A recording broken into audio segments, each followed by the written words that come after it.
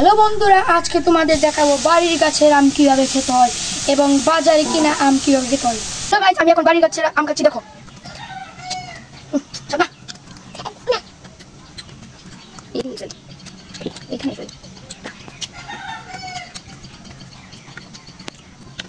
মজা পেলাম না আমটা ঠিক। হ্যালো বন্ধুরা, এখন আমি বাজার থেকে একটা আম কিনে নিয়ে আসলাম। এখন এটা আমি খাবো। দেখো কিভাবে বাজারে কিনা আম খেতে হয়। কত কষ্ট করে আমটা কিনেছি।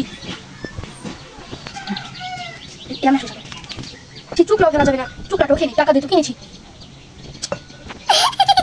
কি স্বাদ, সব প্যাঞ্চা। অবশ্যই একটু প্যাঞ্চা আছে, টাকা দিলে তাও খেতে হবে। খেলি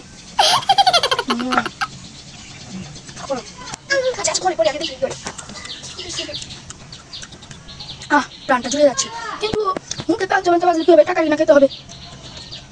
কত কষ্ট করে টাকাটা জোগাড় করছি, খেতে হবে।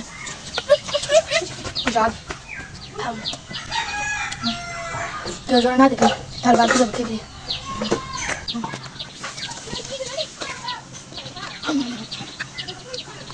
হ্যালো গাইস, দেখো আমি গাছের আম কিভাবে খেলাম, টাকার কিনা আম কিভাবে খেলাম। দেখেছো বন্ধুরা?